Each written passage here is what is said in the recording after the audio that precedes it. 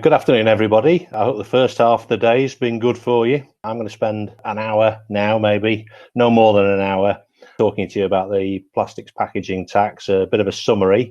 My name is Mark Turner. I work for the Supply Chain Sustainability School, and I'm the sector lead facilities management in the school and also our waste and resource use group. I look after that group as well.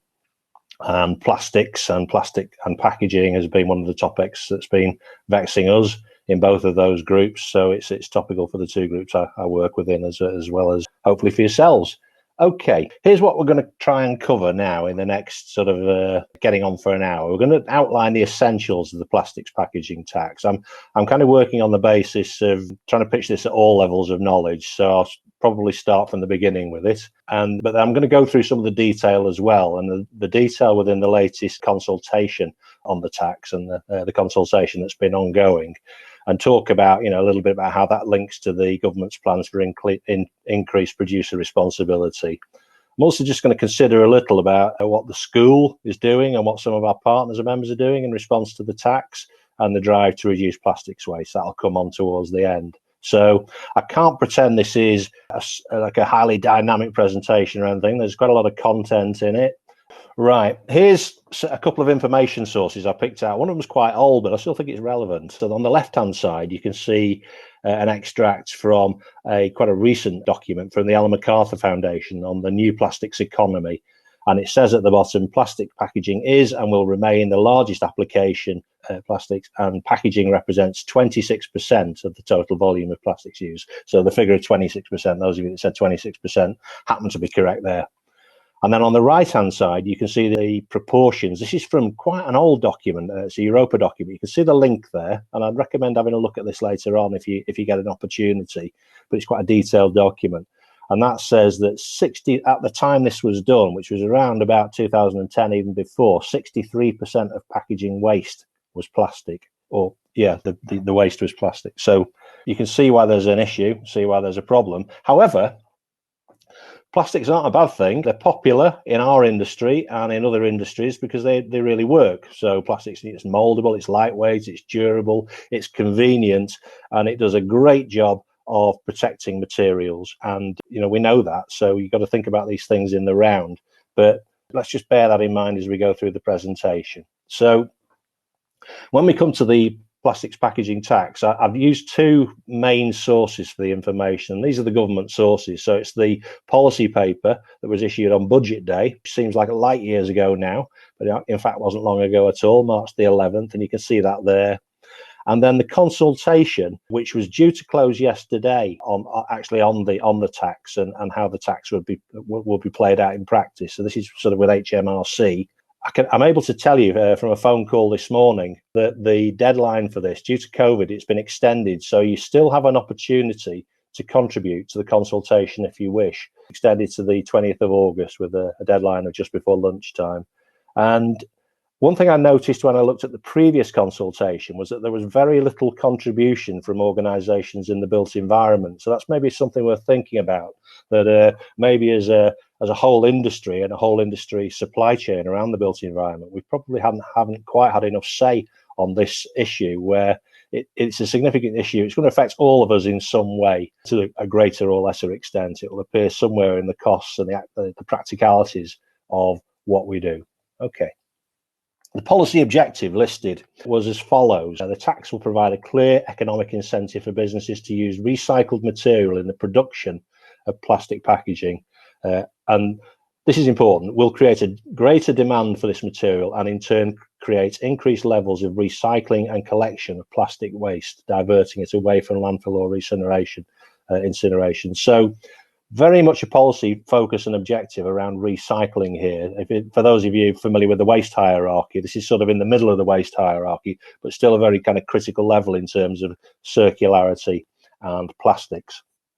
It's going to be £200 per tonne. There's some other kind of critical and key points. So if you take nothing else away from this presentation, if you bear these things in mind, the tax is £200 per tonne, and it will apply to plastic packaging that's manufactured or imported into the UK, containing less than 30% of recycled plastic. So that Those are two sort of critical points there. The price point of £200 per tonne is fixed. That's not changing. And that figure of 30% is not changing either. Those are set in stone now, notwithstanding the consultation. That's quite a bit higher than industry was predicting in the run-up to the tax being finalised. So, it will have a greater economic impact than was sort of being considered further back. Now, the tax will apply from April 2022. And in planning terms, if we think about what we've got to do for our own organisations, asking questions of our supply chains, sourcing the content and everything else and all the quality checking, that is not a great deal of time. So, the action really needs to start now, pretty soon, to get this done. And action is starting already, certainly within a large number of organisations. The purpose, as we mentioned, from the government's perspective, to discourage use of virgin material and also to increase circularity in the UK economy. Now, what is circularity and what is the circular economy? Okay, so here's a definition. If you think about the sort of standard or the traditional linear economy, where you get stuff out of the ground, you grow it or you mine it, you turn it into things, and then you chuck them away at end of life. A circular economy is taking a different approach to that. It's saying that you'll move away from that make, use, dispose methodology, and you'll keep your resources at their maximum value and their maximum integrity and with the maximum practical use in use for as long as possible. You'll get the value from them while you're using them, and as they start to outlive their useful life, you'll recover and regenerate products and materials at the end of service life. So if you're churning through plastics packaging and it's all being chucked away or incinerating, the circular economy is not in action. So there's lots more to say about the circular economy. We're not going to do that here. That's not what the purpose of this is about. But circularity is something that's not going away. So maybe something that you might want to focus on a little bit. We have lots of resources within the school for you to do that. Okay, so on to the tax now, and this is where it starts to get a bit more dry. The government announcement stated that the rationale to increase the use of recycled content, and that they're expecting to see an increase in the amount of plastic packaging with greater than 30% recycled plastic as a consequence. They mentioned carbon. All roads lead to carbon at the moment and for the future. So recycled packaging, by the reckoning in the government statement, says that the carbon footprint can be up to 4 times lower than virgin plastic. So another great reason for moving towards recycled content, and talking about diverting plastics from landfill or incineration, and also driving the recycling technologies, so making those more sophisticated and supporting them within the UK, so we're less reliant on global infrastructure. That's been really brought into the spotlight in recent months, that we need to probably do a little bit more for ourselves. In fact, we certainly do. So an opportunity as well as a challenge with the tax. There's no direct mention in any of the government stuff about elimination at source, but clearly it's going to be an outcome over time, because people are going to reconsider, organisations are going to reconsider the packaging they have. And as part of the consideration of recycled packaging, you may also consider where you can eliminate packaging and get higher up the waste hierarchy and get to that elimination at source. Okay, let's add a bit of detail to that. The packaging is packaging by the statement that came out in March, that it's predominantly plastic by weight. Now, what that means is that if you've got composite packaging, say something that has a proportion of cardboard backing or aluminium foil or anything else in it, it's the highest single weight within that volume of plastic that will determine whether it is all treated as plastic. So if you've got a composite packaging which has got 4 parts of plastic, 3 parts of cardboard and 3 parts of aluminium, for example, that would be considered plastic packaging. So just complicated, but it kind of simplifies the issue. The tax will not apply to any plastic packaging containing at least a 30% recycled plastic, as we've said, or any packaging which is not predominantly plastic by weight. So if the mix in your composite material plastic is a lower volume than the rest, then that wouldn't need to be considered. Moving on to the next point there, imported plastic packaging will be liable to the tax. And this is an important addition, whether the packaging is unfilled or filled. So if you've got packaging that's coming in with stuff already in it, you're still going to count that packaging. You won't count the stuff in it, but you'll count the packaging within the volume. And the government's held a consultation on the design and implementation of the tax, and further consultation, as I've said, is now going on. And there will be sort of guidance, and there'll be tools to meet their obligations. You won't see the results of that until later in the summer, but I had a phone call this morning with HMRC, who are going to be obviously enforcing the tax, and they're sort of involved in this process and handling the consultation. And they're still extremely keen to kind of hear from the industry and to try and get the most workable method possible. There's going to be a webinar next Thursday. We're going to give you an email that you can write to at the end with your responses to the consultation, and also to see if you can get on the webinar and hear what HMRC have to say about this as well. So that's just another event, something else that you can join on to. Okay, I hope I'm going at the right speed with this, not too fast, not too slow. We move on to who's likely to be affected by the tax. This is going to be producers of packaging within the UK, so those who produce packaging, and importers of packaging are going to be affected. And then the business customers, of course, are going to be affected, because there's going to be a cost implication, or there's going to be an implication in terms of what you're thinking about in terms of how you plan your business. And certainly this will get into waste management as well, and consumers as well, the end consumers at the end, because lots of just as day-to-day consumers, we buy lots and lots of goods in plastic packaging. And because it's a tax, I suppose the inference is that there's going to be a cost implication. Well, we'll see how that works out over time. But for the time being, you can certainly consider that there's going to have to be a considerable moving towards the 30%. And I imagine that sort of all ends of the value chain will have an eye on making sure that their stakeholders up and down that value chain are doing their job appropriately in trying to minimize any financial impact and also maximize the environmental impact. There's going to be an exemption for producers and importers of smaller amounts of plastic packaging. I'll come back to that later on. This is just to mitigate against a disproportionate administrative burden in terms of collecting the tax. The HMRC have set a budget, it's in the consultation papers, which is into millions for building up the infrastructure to run and collect this tax. So it's a real serious issue. It's going to be with us, but they want to make sure that they're getting to where the impact is the greatest. Okay, so business impact, they're talking about estimating 20,000 producers and importers of plastic packaging. And the one-off costs include becoming familiarized with the rules, obviously training, registration, and the reporting framework. All the actual doing of that is going to be, as anybody who's ever been involved in PRN stuff or anything to do with producer responsibility will know that it can get quite complicated and quite detailed. So I suppose the bullet points there speak for themselves. It's about keeping appropriate records, and I'll cover that a little bit more later on. But HMRC are going to develop some very clear guidance and some other tools to kind of help you work through and meet any obligations you should have. I mean, I should state at this point also that there's a lot of sense in starting to, if you haven't already, starting to have those discussions with your suppliers and to find out where they're at with this, just so that the dialogue begins as early as possible, because that 2022 date is going to be upon us fairly quickly. This is the consultation, and as I say, you can get into the consultation. It's got detailed questions. It's got some kind of leading questions that are in there that ask you to comment on specific areas, but you can also comment on other things if you wish.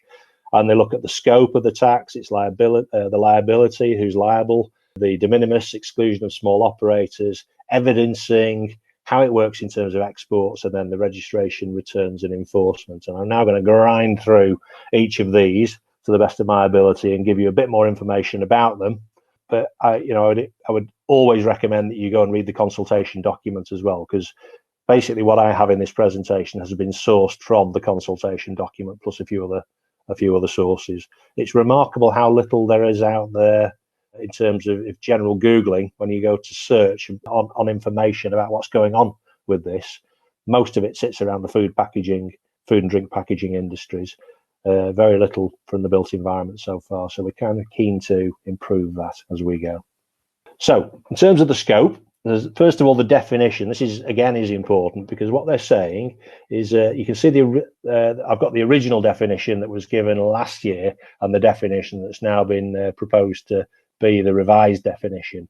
And the revised definition leaves a couple of points out. The first one says which plastics which can function as a main structural component of final products. Well, I've already explained that they've got a method for determining whether that packaging is plastic, and that is if it's the major element within the product, then it will be classified as plastic, according to the consultation, although you can still comment on that. The second thing is about natural polymers, and there's been sort of quite a lot of work done with kind of eco-plastics and bioplastics, but the only one that they're actually excluding at the moment are the cellulose-based polymers that haven't been chemically adjusted in any other way. So for that, I would read things like vegware, maybe. But again, you might want to take a further look at that if that's in your area of interest, say if you're involved in catering or anything else involving cellulose-based polymers. Okay, just going on with the scope. So this is the definition of packaging, and you can see the initial definition there, but the revised definition they're going with is saying that they will extend to packaging that's not sold directly to end consumers for their use. So an example of this, which I've included here, is if a roll of cling film was wrapped in packaging and then sent off, it would be the cling film that would be classified as packaging as well as the packaging. So there's no get out clause. You can't wrap your packaging in packaging and then pretend it's not packaging. It's still gonna be classified within the tonnage. Okay. Imported filled packaging is likely to be included. Transportation packaging, so the packaging to protect materials, the integrity of materials and in terms of safety when they're on the move, is likely to be excluded. So where it says it there, I've put in a direct quote which says packaging conceived so as to facilitate handling and transport of a number of sales units or grouped packaging in order to prevent physical handling and transport damage. Transport packaging does not include rail, ship, or air containers, so it doesn't contain the actual containers or mean the actual containers, but anything that wraps around that supports stuff while it's in transit would not necessarily be included. And transport packaging unfilled also, again, wouldn't be included.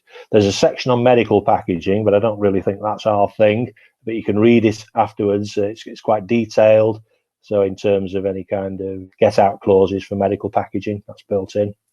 And then there's the definition that they're taking for recycled plastic, which is sort of copied in there. This kind of proposes using the ISO on environmental labels and declarations. And there's an important kind of issue in here because in terms of the ISO, recycled would include post and pre-consumer waste. But what HMRC are saying or proposing is that the pre-consumer waste that might be considered as part of the recycling must come from somewhere else. So in other words, you can't put in your own offcuts and your own bits and call that recycling, because that's actually just part of your process or part of your packaging supplier's process. So I hope that's clear.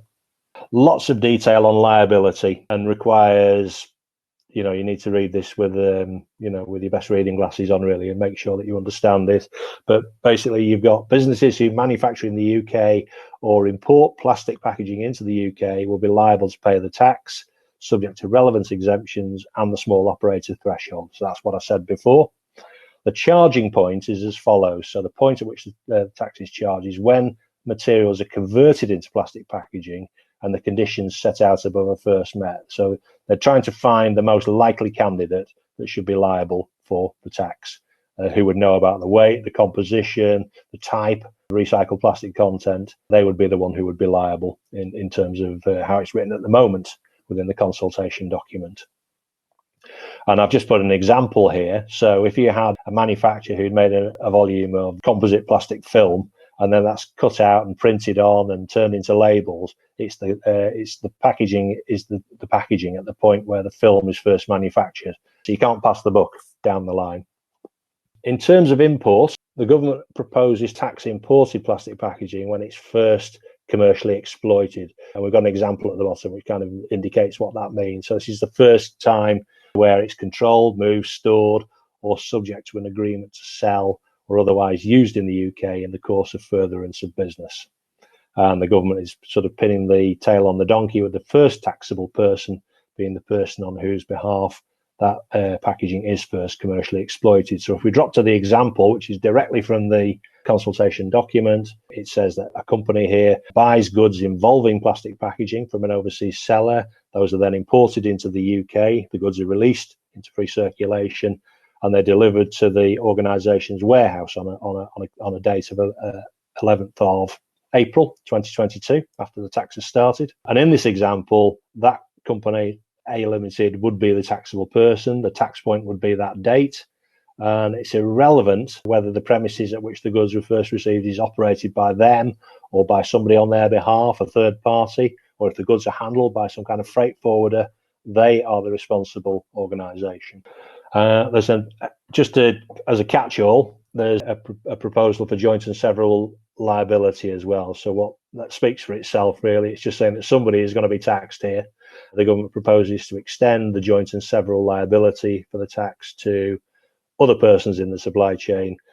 If they can't find the person, or if the liable person does not account for the tax, somebody will be accountable for the tax, so it will be found. De minimis I touched on before, and the way this is looking to work is that it will be based on weight. It's going to be set at 10 tons, but it's quite a broad definition around the 10 tons. So if an operator manages and or imports 10 tons or more of plastic packaging within a 12-month period, they become liable.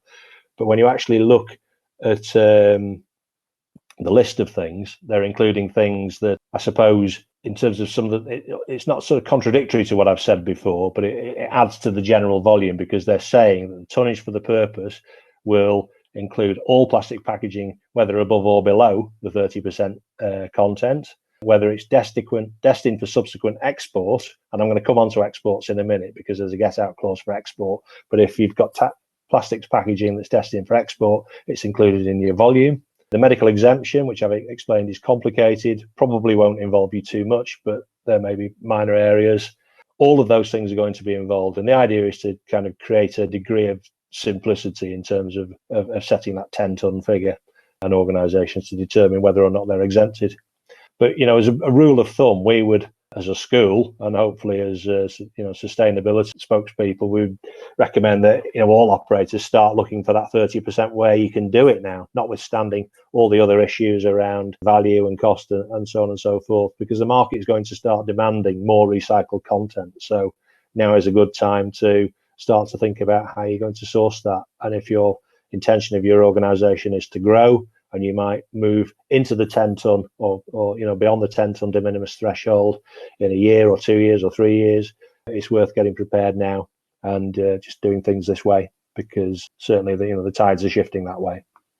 Just on evidencing, just a little bit more here. So the consultation is suggesting here that businesses they need to hold evidence of all these things. So the total weight of all plastic packaging manufactured in and imported into the UK, excluding packaging which is used to transport imported goods. So you can see that written there. Maybe I don't need to read it for you. You can see it for yourself. Proportion of recycled plastic as a percentage of total plastic by weight. A few other points. Yeah. So lots of detail there. You're going to need a good system to record this, and you need that good system in just short of 2 years' time. So you're going to need it. Businesses where you're already obligated at the moment, or kind of working under the packaging recovery note and the PRN system, you'll already hold some of this information. You'll kind of be used to this structure and this methodology for holding evidence and ultimate tax collection. So you get a bit of a head start there.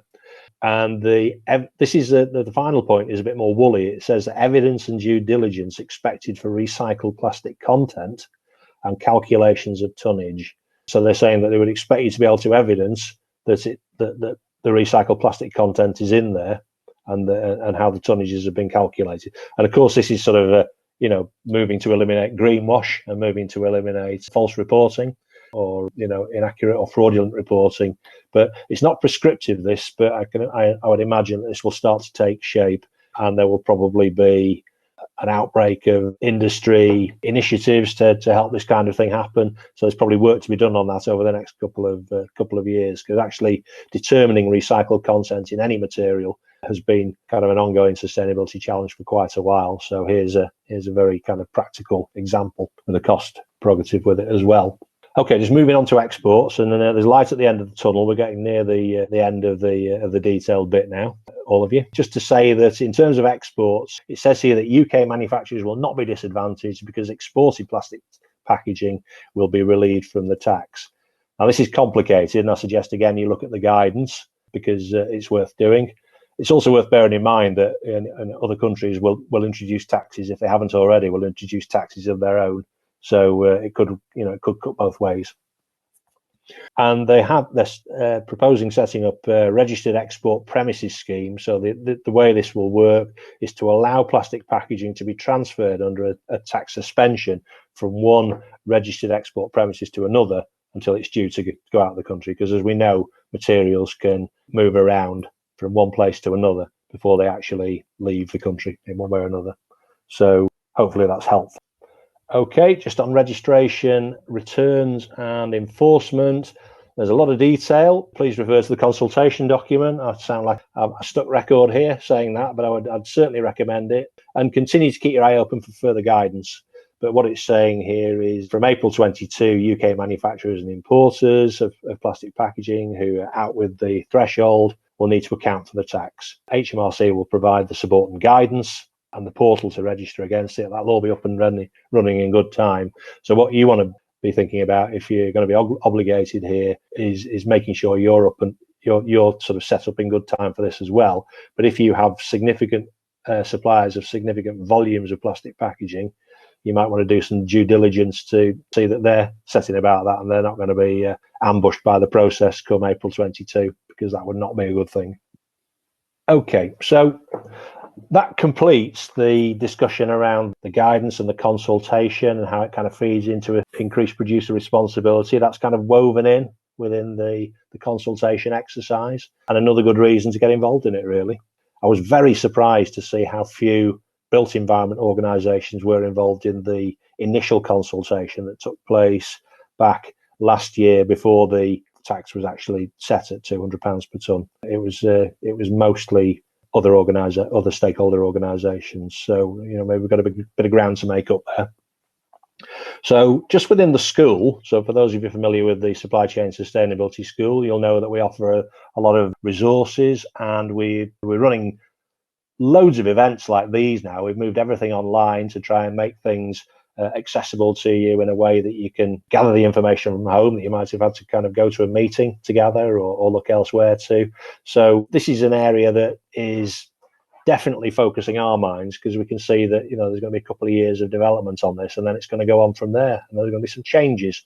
And it's not just around the kind of the plastics packaging tax, it's around the move to lower carbon. It's around the general public voice and industry voice as well, looking to move away from single-use plastics and looking towards more responsible use of plastic. So we've got some great resources in the school, which I'm not going to go into all of those, but you can find them just by going on the school and clicking resources. Get yourself registered if you're not already, and take a good look. Please do. But our school waste and resource use group, we have stakeholders from kind of all parts of this diagram that you can see here, because there are loads of intervention points when you look at waste, right the way from the clients on the left-hand side and even the end user beyond the client through to design. Design is so important in what you do. Then contractors and how subcontractors and suppliers feed into that, the whole sort of demobilization or deconstruction process, and then facilities management, and certainly plastics packaging ties strongly into facilities management, the sector that I look after on a day-to-day basis. So we've got it all covered, we think, but we're always looking for case studies. We're always looking for information. We're always looking for ideas around circularity. You can see the continuous link to the circular economy mentioned below. We're trying to up the game, and you're actually are some of the members and partners of the school and interested stakeholders are the people with the information. We can be a conduit for information, but we're very, very keen to hear from you if you've got good stuff that you can pass on. Bit of a summary there around what we're doing. We've been doing a survey around the knowledge of our partners around the school on plastics packaging that's moving through their business organisations and through their sites. And clearly it identifies that we've got quite a lot of work to do, actually, individually and collectively, to improve our knowledge, understand what's coming in, understand what the content is, and start working with the manufacturers and suppliers to mutually beneficial outcomes. And we're going to be doing some work with Zero Waste Scotland, a partner with whom we do a lot of work, share very, very similar outlooks in terms of what we're trying to achieve. And we're going to be doing some analysis in future, looking at the home sector and looking at the plastics packaging that comes through there, because it comes from the kind of manufacturers that are going to be obligated by the packaging tax. I now come to a video which I've got everything crossed here because, as you probably know, in the afternoon the internet is not always at the best. So we're going to try and run a video for you here. Now, this video, just to introduce it, from a responsible plastic e-learning module that MCOR UK sponsored on behalf of the school. But this is Jason Matthias from Matthias and Sons talking about what they did as a supplier of workwear and PPE to actually just eliminate plastic from their supply chain or from their materials, which is getting a bit higher up the waste hierarchy. So kind of interesting, not actually tackling the 30% recycled content, but actually going straight in at the top and finding ways to eliminate plastic altogether. So further ado, we'll try and play Jason. We're proud suppliers to MCOR and have been supplying them for over 10 years. So we see them as a key customer of ours, and we try and partner with them as much as we can and look at lots of collaborative ways of working with them. We've worked with another client of ours and identified the amount of single-use plastic that we supply into them, literally garments, polo shirts, respirators that come in plastic bags, and looked at how much plastic we're actually supplying into them, and we came up with a staggering 675 kilos worth of plastic just in single-use plastic that we're supplying to them, wrapped around jackets, bags, waistcoats, etc., etc.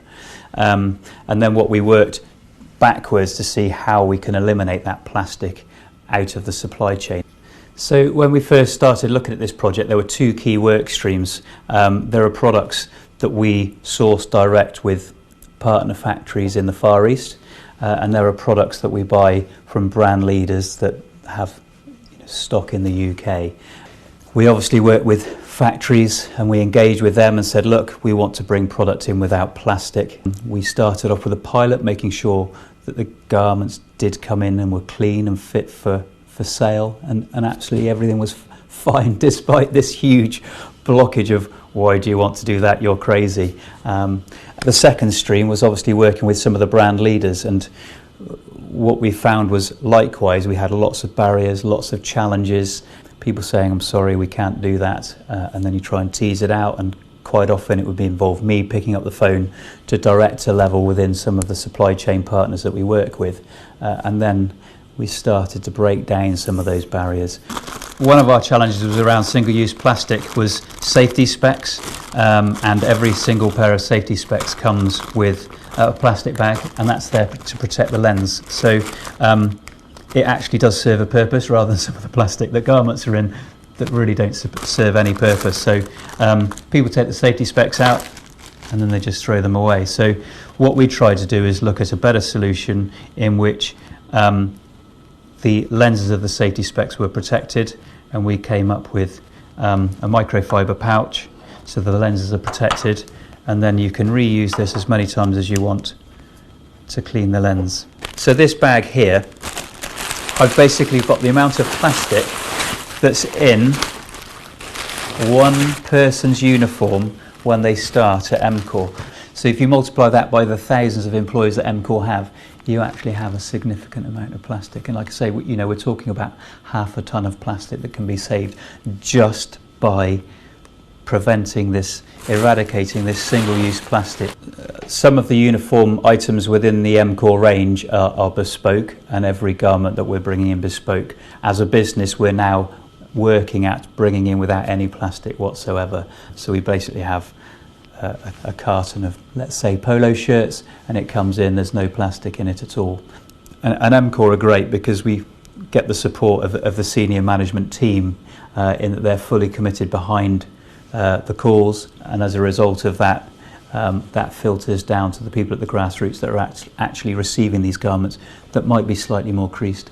They might occasionally have a bit of dust on them. Does it actually prevent them from being a perfectly good garment? No, it's just breaking down those cultural barriers that exist. Okay, so there's Jason talking about what they did to eliminate at source. It's interesting, I think. I hope you enjoyed that. And they're not the only organisation and not the only supply chain school member or partner who are doing good things. But we're going to need as many good examples as possible, really, to kind of work our way through the plastics conundrum. And the packaging tax is just part of that wider conundrum. Almost on the home straight. Yeah, these are the links to the main information sources I use. I went with the open government disclaimer at the bottom. You can see covering all of what we've got there, and you can see that the consultation that I spoke about on the right hand side with a deadline of yesterday extended to the 20th of August. That's my red stamp gone across there, not theirs. And in the bottom left hand corner of that slide, you can see the contact details for the indirect tax team, HMRC, who are handling the consultation. But if you just Google anyway, regardless of whether you follow up these links or not, plastics packaging tax consultation, you'll surely find your way to this stuff. Okay. We move to questions. Question about whether the tax applies when is the tax paid on materials purchased or binned? Well, we spoke in a fair bit of detail about kind of where, if you like, the tax point was. So it's for the importer or manufacturer of packaging when it enters the marketplace. The implication in many cases for yourselves as organisations will be that one of your suppliers or one of their suppliers is going to be subject to a tax, which is going to have an impact on cost because it's quite a high level. £200 per tonne is quite a significant kind of cost penalty there. So it's about what they're doing about that and sort of finding a way through that challenge. So it's about sort of the asking of questions as much as anything else. Although if you are directly obligated, clearly you're going to be taking a great deal of interest in the collection regime and how that's going to work. Will it apply to all types of plastic? Hopefully, Layla, thanks for that question. Hopefully I've covered that in terms of the definition. So the sort of cellulose-based stuff, it looks like it's going to be excluded, but everything else will be included, including material that is primarily by weight, and I've seen another question, by weight, not by volume, is plastic. So if you've got a composite material, lots of our packaging is composite material. And again, I'll just kind of state at this point that we have packaging for good reason. There's very little point in delivering a pallet load of construction materials to site, for example, and having them soaking wet through because they're inadequately protected. So it's important to protect the integrity of our materials. You look at sustainability in the round, and we have to measure in the round and take a balanced approach to it. But where you can add that recycled content, it's going to make sense or where you can request that recycled content is added. There'll be a lot of people asking the same question, and industry will make a change. That will, of course, have an impact on the volumes of recycled plastic available within the marketplace. So there'll be a supply-demand issue. Have we got the infrastructure and the wherewithal to deal with it all at the moment? Are we sorting and separating well enough to allow material to enter those streams? Probably not, actually, based on what we know so far. So, we can all help at various points in this. Our site-based practices and our procurement decision-making will determine the effectiveness of the whole approach and will hopefully result in a better outcome. Question from Lewis here saying, if we receive a cling film wrapped pallet, will that count towards the tax? Well, it wouldn't for you anyway, so it would kind of be further up the line, the person paying the tax. But if it's an interesting one, and I'm going to sort of take further advice on that. I would say not, but I think we need to look at that further. Do you see this approach as the start of the government rolling out the recycled tax approach to other material beyond plastic over time? Yeah, interesting question. I think generally we're going to move towards a more circular approach. It's almost inexorable. Scotland is sort of ahead of us in terms of, and Wales to a degree as well, in terms of formalised move towards circularity. We're going to see changes in terms of producer responsibility, and without sort of delivering too many homilies, I think it's likely that we're going to have a situation where we're expected to be a little bit more self-sufficient, and it makes sense to be a little bit more self-sufficient, and that means making the best use of resources. So it's likely that we are going to have greater recycled content. We also know about the carbon kind of impact of these things. So I've seen some interesting studies in those areas as well around the kind of carbon impact. And I've seen that, for instance, there's an interesting study that the Cambridge University Sustainable Business Leadership Forum put out, and it was around soft drinks packaging and bottles, and they were demonstrating that you need to reuse, for instance, a glass bottle, which is of course a packaging product, several times for the carbon footprint to make sense in terms of the plastic alternative. There was also sort of an argument about should you call it single-use plastic when it's readily recyclable? Well, yes, you should, because it's still a single-use plastic. Regardless of whether you recycle it, you're going to put it into the recycling stream, but it's only been used once before you've lost some of its integrity. So much broader discussion, and probably one that we'll keep coming back to within the school, around moving towards more recycled content in packaging and products. I see a question from down there about who's kind of directly affected. Well, it's those who are responsible for importing, bringing to the market the tax, or manufacturing and bringing to market, the packaging. But it plays down the line to the construction or FM companies. So ask those questions of your supply chains. A question on enforcement penalties. I don't think anything's been formally issued on enforcement penalties yet, Alan, although there may be a bit more in the consultation documents that I didn't pick out specifically. Suffice it to say that they're spending several millions on the setup of the tax and the team and everything else and the IT-based systems. So they're clearly serious. So where Layla says, are there likely to be audits? I would assume there is going to be some auditing around this.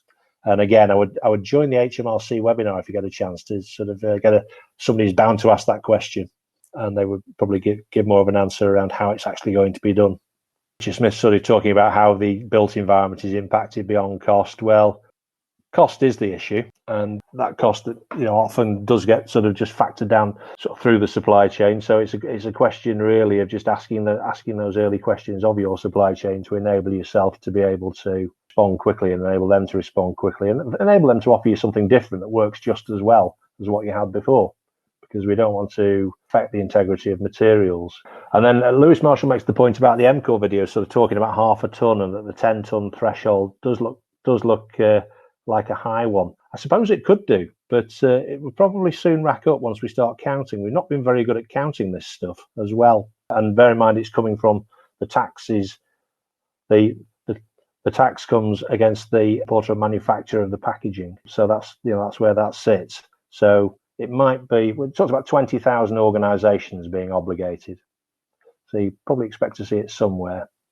Should we anticipate that the value of used plastics will increase? Very good question. I have a daughter who works in the recycled plastic industry, and the biggest and most significant challenge they have is around getting high quality material, because often they receive loads of stuff they're mixed content, and therefore that can ruin the whole batch, or it takes too long to separate and source.